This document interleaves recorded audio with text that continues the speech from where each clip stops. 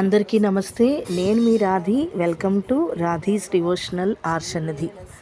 మీ అందరికీ తెలిసిన విషయమే, ఇప్పుడు చైత్ర నవరాత్రులు జరుగుతున్నాయి.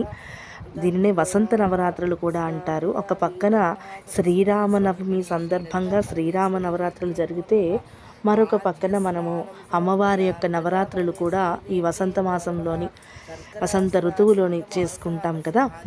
ఈ సంవత్సరానికి ఇదే మొదటి నవరాత్రుల కింద మనం భావించవచ్చు. ఎందుకంటే చైత్రమాసం ప్రారంభం అవుతూనే అమ్మవారి నవరాత్రులు మొదలవుతాయి కాబట్టి మొట్టమొదటి నవరాత్రులుగా మనం అనుకోవచ్చు.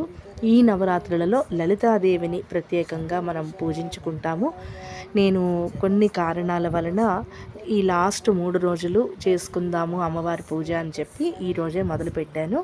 అమ్మవారికి చక్కగా అభిషేకం చేసుకొని ఆ తర్వాత వస్త్రములతోటి అలంకరించుకొని ఇలాగా చామంతి పువ్వులతోటి ఇవాళ అష్టోత్తర శతనామ స్తోత్రం చదువుకున్నాను. ఆ తర్వాత కుంకుమ పూజ అది చేసుకున్నాను. ఆ వీడియో మీకోసం. శ్రీ మహాకాళి, శ్రీ మహాలక్ష్మి, శ్రీ మహాసరస్వతీ స్వరూపిణి శ్రీ లలితాంబా పరాదేవ్యై నమో నమః. శ్రీమాత్రే నమః.